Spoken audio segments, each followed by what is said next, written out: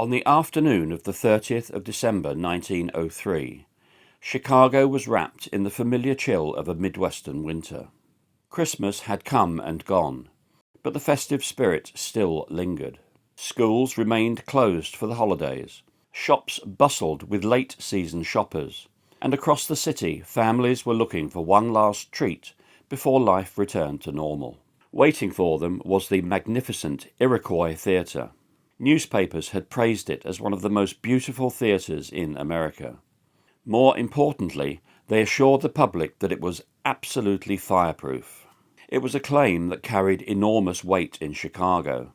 Just 32 years earlier, the Great Chicago Fire had reduced much of the city to ashes. Fire was something Chicagoans understood better than most. If a building claimed to be fireproof, people believed it. Within little more than 15 minutes, that confidence would be shattered forever. By the end of the afternoon, more than 600 people would be dead, making the Iroquois Theatre Fire the deadliest single-building fire in American history. And almost every theatre, cinema, and public building you enter today still carries its legacy.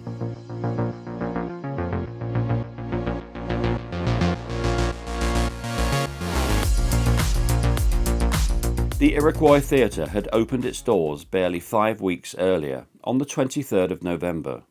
Built in the heart of Chicago's bustling theatre district, it was intended to rival the finest venues in New York. Visitors stepped into a world of polished marble, gleaming brass, and rich mahogany. Grand staircases swept upwards beneath the ornate ceilings, while hundreds of electric lights bathed the foyer in a warm golden glow. Critics hailed it as a masterpiece. One newspaper described it as a temple of beauty. Yet, behind that polished facade, there were troubling signs that all was not as it seemed. Construction had fallen behind schedule, and the owners were determined not to miss the lucrative Christmas season. Every week the theatre remained closed meant thousands of dollars in lost revenue. The pressure to open became greater than the pressure to finish the job properly. Important safety features simply weren't ready.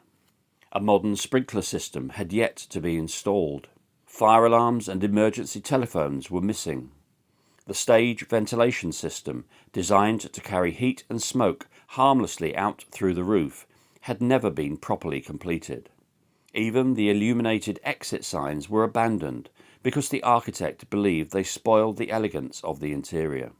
To the public, none of this was obvious. They saw only luxury. What they couldn't see were the hundreds of painted canvas backdrops hanging high above the stage.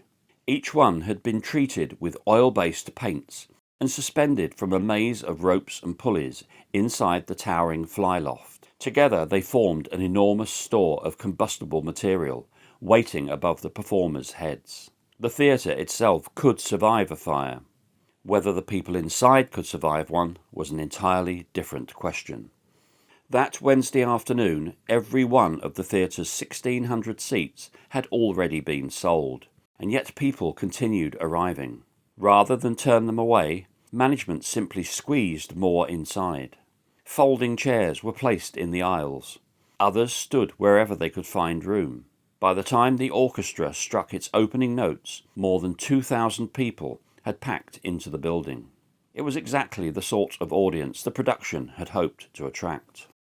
The musical comedy Mr. Bluebeard had become an instant success since the theatre opened. Filled with colourful costumes, elaborate scenery, and comic performances, it was perfect entertainment for the Christmas holidays. The audience reflected that. Fathers were largely at work, leaving mothers, daughters, and excited children to fill the seats.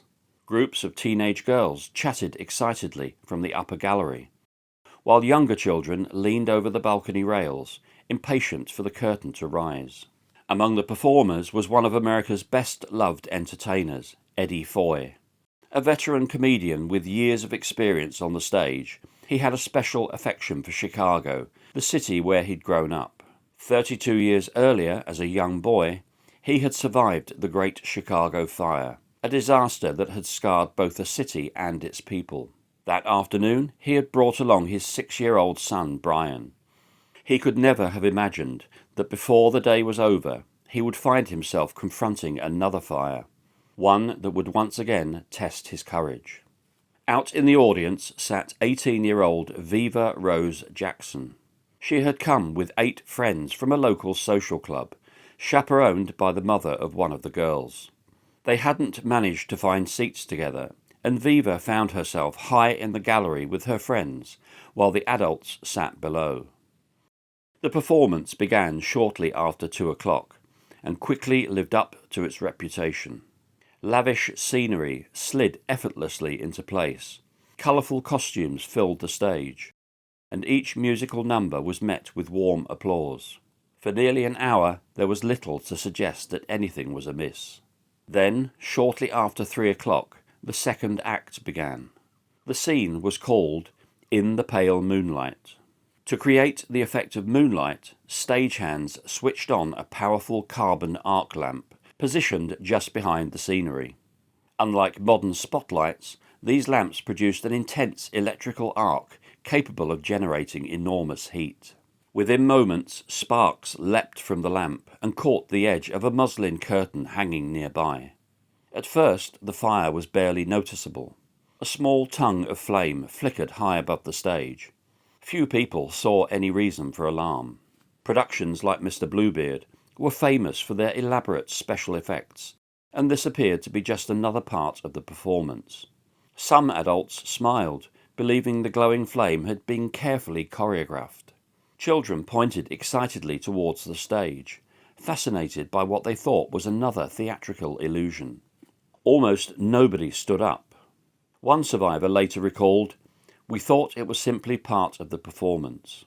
While the audience continued watching the show, believing they were perfectly safe, backstage the stagehands already knew the theatre was on fire, and the mood changed instantly. Stagehands rushed beneath the burning curtain, carrying the only firefighting equipment available to them, small canisters of a dry chemical powder known as kill fire. It was suitable for putting out chimney fires in private homes, but hopelessly inadequate against flames already climbing towards the roof. The powder drifted harmlessly back down onto the stage. Desperate, the men grabbed long wooden poles and tried beating at the burning fabric instead. Rather than extinguishing the flames, they tore burning fragments loose, scattering them onto the scenery below. Now the fire was spreading in several places at once. The stage manager ordered the great asbestos fire curtain to be lowered.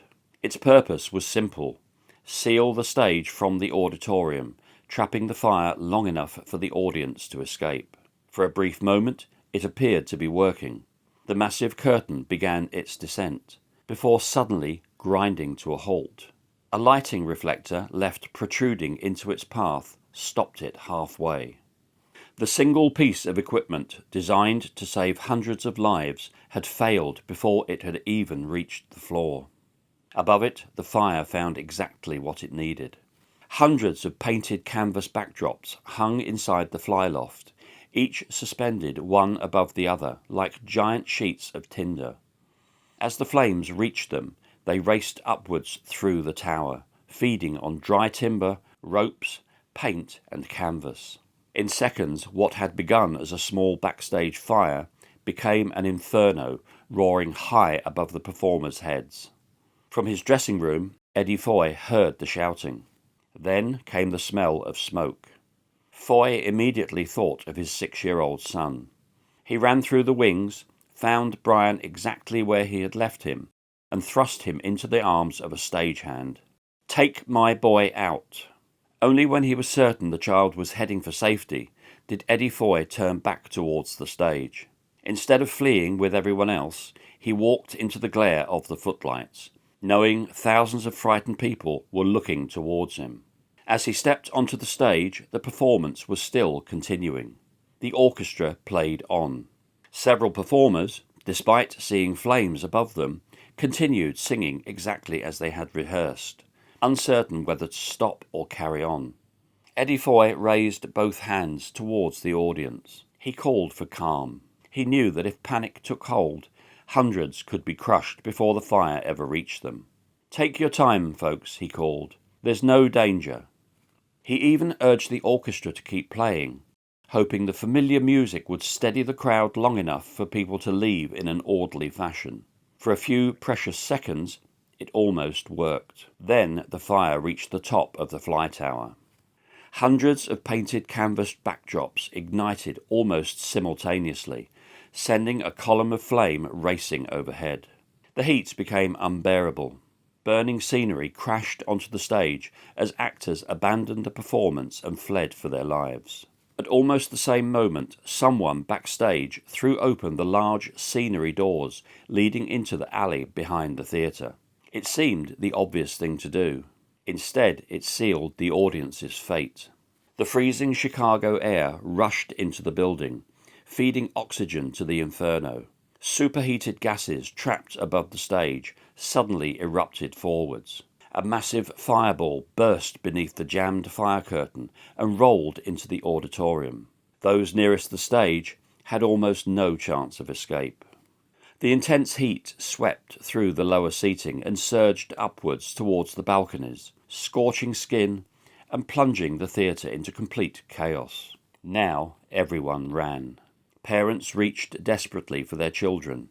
Some mothers lifted them high into their arms, hoping to keep them above the crushing crowd. Others called their names over and over, their voices swallowed by the roar of the fire. Families who had walked into the theatre together barely an hour earlier were now being torn apart forever. Friends became separated in the smoke. The aisles, already narrowed by extra chairs, became hopelessly blocked within seconds. People instinctively headed for the exits they had entered through. That was when the theatre's hidden dangers began claiming lives. Some doors opened inwards. As hundreds pressed against them, they became impossible to pull open.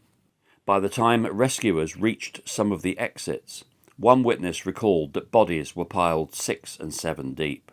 Others were concealed behind heavy drapes, almost invisible through the thickening smoke. Decorative windows were mistaken for exits. In the upper levels, locked iron gates that had been installed simply to prevent people from moving into more expensive seats became deadly barriers. Terrified theatregoers piled against them, unaware that safety lay only a few feet beyond. High above, 18-year-old Viva Rose Jackson and her friends found themselves trapped among hundreds of others in the gallery. Moments earlier, they had been laughing together. Viva reached for one of her friends, gripping her hand as the crowd surged towards the exits. Within seconds, they were torn apart, swallowed by the smoke and the crush of people. Now she was fighting simply to breathe. The smoke thickened with frightening speed. Every breath became hotter than the last, while the roar of the fire drowned out almost every other sound. Around her, people stumbled blindly through the darkness, calling the names of loved ones they could no longer see. Outside, bewildered passers-by heard screams pouring from the magnificent new theatre. Then people began appearing at the windows. Some waved frantically for help. Others simply stood there, trapped by the smoke, waiting for someone below to save them. Some managed to reach the fire escapes. What they found there was scarcely better. The narrow iron stairways were coated with ice from the bitter December weather, making every step treacherous. Worse still, several ended abruptly above the alley below, leaving desperate people with nowhere left to run. Faced with the flames behind them, many jumped. Others slipped. Those who fell first struck the frozen cobbles with devastating force. Those who followed sometimes survived only because the growing pile of bodies below broke their fall. Elsewhere, ordinary people did everything they could to help. Building workers nearby scrambled onto scaffolding, stretching ladders across impossible gaps so that those stranded on the fire escapes could crawl to safety. A railway worker carrying his tools home found one doorway completely blocked by bodies pressed against an inward opening door. Working frantically, he knocked out the hinges, allowing dozens of survivors to stumble into the street. But for hundreds of others, help came too late. The fire spread with astonishing speed, yet burned just as quickly. So much combustible material had fed the flames that within little more than 20 minutes, much of the inferno had exhausted itself. Only then did firefighters finally force their way inside. What greeted them was almost beyond comprehension. The magnificent theatre, so full of music and laughter only minutes before, had fallen silent. Firefighters clambered over tangled rows of seats and piles of bodies, calling into the darkness, "Is anybody alive?" They stopped, waiting for a voice, a cry, anything. Nothing came. One of the men called out again, louder this time, "Is anybody alive?" Once more the theatre answered with silence. Only minutes earlier it had echoed with music, laughter, and applause. Now there was nothing but the occasional creak of burning timber and the soft hiss of dying flames. One fire officer quietly whispered, "Christ, have mercy." Outside, Dearborn Street became an improvised mortuary. Body after body was carried from the theatre and laid beneath blankets in the winter slush, as anxious relatives searched desperately from one face to the next. Among them was James Jackson. His 18-year-old daughter, Viva, had never come home. For more than 20 hours he searched hospitals, police stations, and temporary morgues before finally finding her among the dead. Like so many others, she is believed to have succumbed to smoke and crushing long before the flames ever reached her. Eddie Foy was one of the fortunate few. After escaping the theatre, he searched frantically through the crowds outside until at last he spotted 6-year-old Brian alive and unharmed. By the time every victim had been accounted for, the final death toll stood at 602 people. Nearly 2/3 were women and children. It remains the deadliest single-building fire in American history. The days that followed were filled with grief and anger. Newspapers published page after page of the victims' names. Churches filled with mourners. Funeral processions became an almost constant sight through Chicago's snow-covered streets, while businesses lowered their shutters as the city struggled to comprehend the scale of its loss. As investigators sifted through the blackened ruins, one disturbing revelation followed another. There were no sprinklers, no fire alarm, no emergency telephone. The roof vents that should have drawn smoke and heat safely away from the audience had been sealed shut. The fire curtain had failed when it was needed most. Emergency exits had been poorly designed or obstructed, and staff had never been properly trained for the very emergency they suddenly faced. What made the tragedy even harder to accept was the growing realization that so much of it had been preventable. The theatre's proud claim of being absolutely fireproof had given audiences a false sense of security. Behind the elegant facade, critical safety features had either been left unfinished, poorly maintained, or ignored altogether.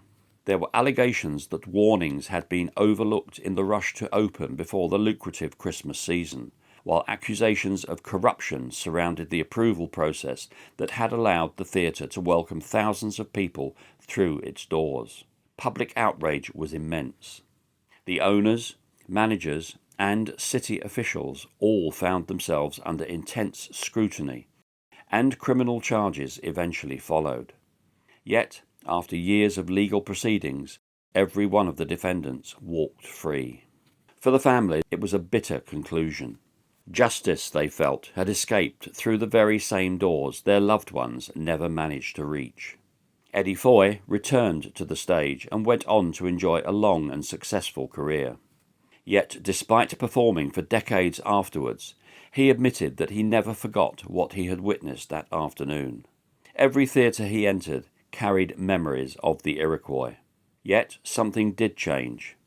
It changed the way the world built places of public assembly.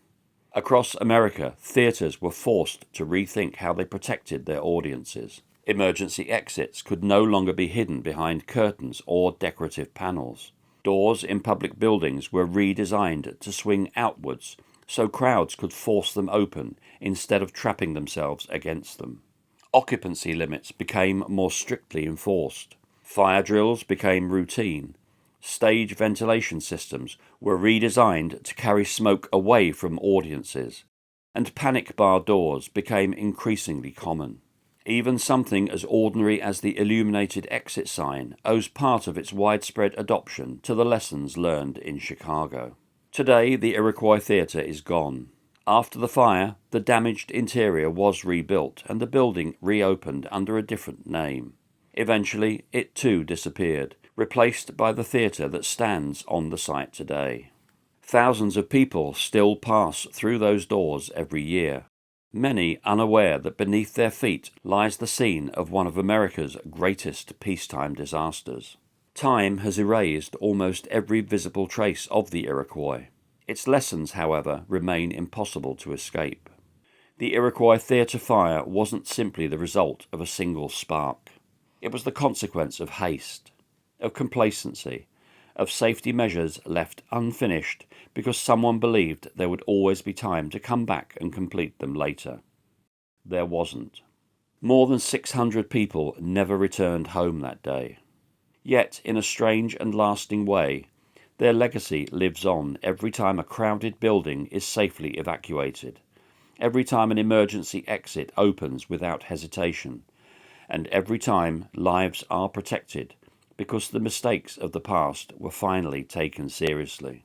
Sometimes history's greatest memorials aren't statues or plaques. Sometimes they're safety features we pass every day without ever noticing that they are there. Again, I think this is another classic example of how safety features that we just take for granted every time we go into a public building are only implemented after an absolutely devastating tragedy. Hopefully those safety features will prevent anything of this scale ever happening again. Despite the nature of the tragedy, I hope you appreciated the way the information was presented. I'll see you on the next one, and I'll wish you bye-bye for now.